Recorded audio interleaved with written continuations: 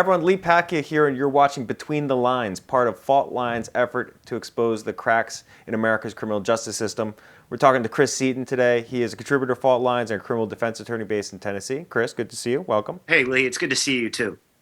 So, wanted to talk about your article that published earlier on Monday. It's called Blue Lives Matter Act, a slap in the face for hate crimes. And this story is just nuts. This guy named Ken Buck, he's a representative in Colorado, and he put this bill out there that basically wants to change the definition of what a hate crime is, which is interesting. It's going to, essentially bring police officers and law enforcement officials under the protection of, at least in concept, of hate crime legislation. I'm going to leave it there and let you take it away. But Chris, I gotta say, this story is nuts.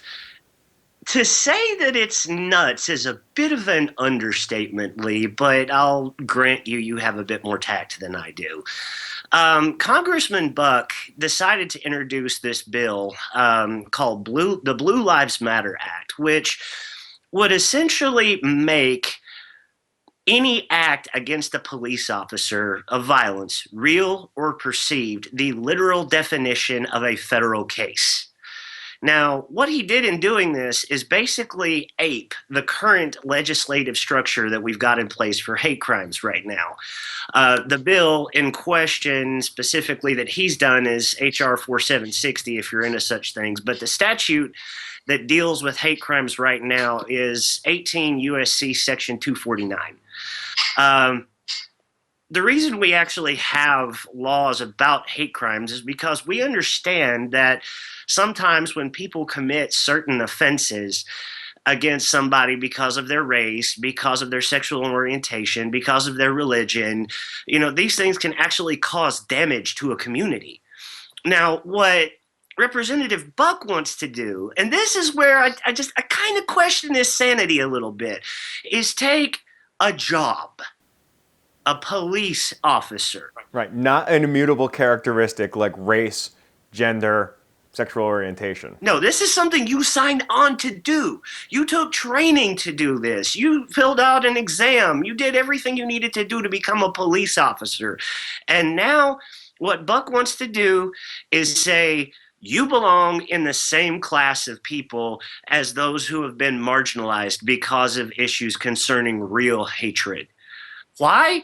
Because he's very concerned about all the senseless cop deaths that have happened in recent years, which we've already discussed ad nauseum on Fault Lines is not that many compared to, the hundreds of, African Americans to get senselessly murdered.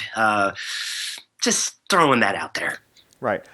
But Mr. Buck is not necessarily the most ignorant of people when it comes to what's happening out there. He's a former prosecutor. Yeah, he's a former prosecutor who's very, very solidly in this mindset of, if I believe something's right, I'm going to pursue it no matter what. Before we actually got on the line today, I found out something really interesting about Ken Buck during his career as a district attorney in Weld County, Colorado. At one point in time, he was actually given a public reprimand in his file as an assistant district attorney for improperly communicating with defense attorneys as to whether or not a case should be prosecuted. His boss said, go away. He didn't. And then he got a reprimand. Then a little bit of time down the road, he decides to, what was the name of this place? Yeah, he actually had a tax office in Colorado raided because he believed that illegal immigrants were actually stealing Social Security numbers from this place called Amelia's Translation and Tax Service. That little snafu ended up costing Weld County, Colorado, about $150,000 on appeal to the Colorado Supreme Court.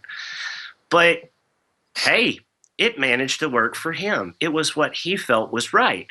And so in the context of the Blue Lives Matter Act, this is where things get a little bit interesting and a little bit scary, because now he's actively campaigning for other members of Congress through this little Dear Colleague letter, which you can see if you go to my article on Fault Lines, and saying that, well, hate crimes cause a real disproportionate harm to the communities that suffer them.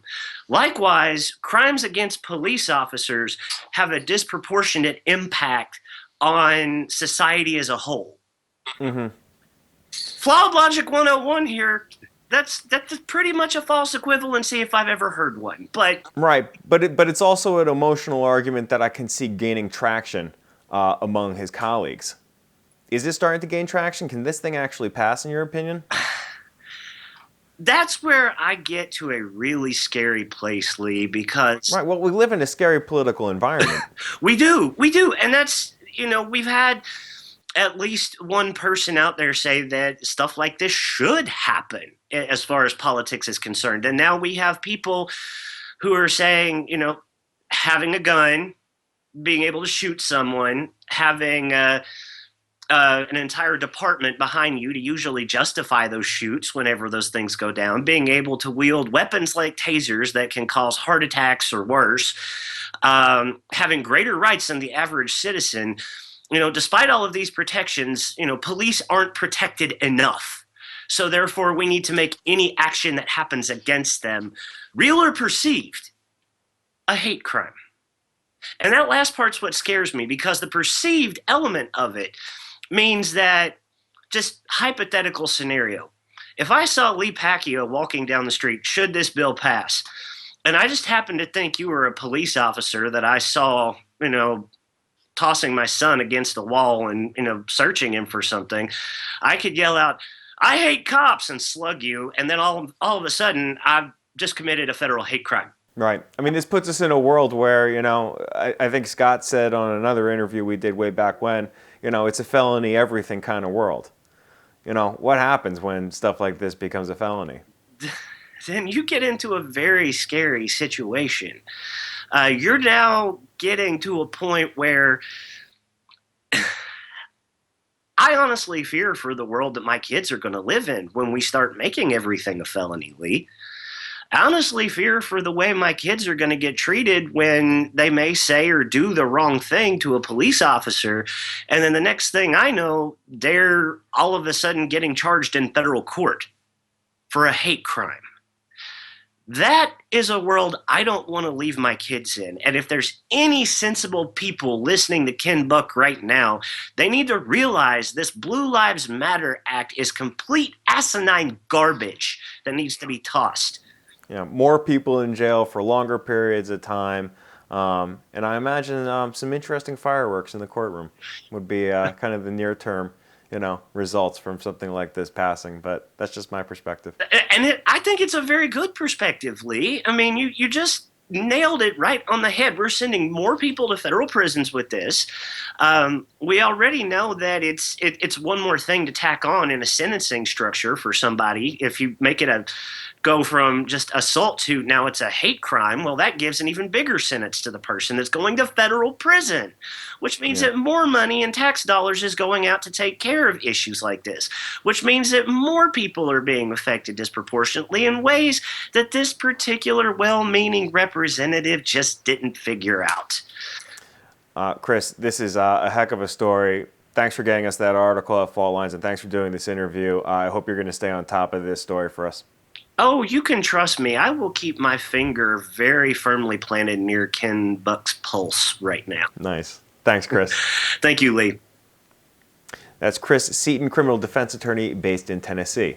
If you like the stuff we're working on, go check us out online. You can find us at mimesislaw.com under the Fault Lines tab. We're also on Twitter, Facebook, LinkedIn. We're all over the place. If you are listening to us as a podcast, do us a favor and write us a good review on iTunes. It makes all the difference in the world. If you're watching us on YouTube, do us a favor and subscribe to this channel. There's more good stuff coming, I can promise you that. I'm Lee Pacchia. Thanks for watching. See you next time. Imagine that your former teammates are not thrilled with you speaking out. That's unfortunate, but I can certainly see how that is that your reality? I shouldn't be presumptive here. How have your former colleagues reacted to what you're doing now? So I have like 2 friends left.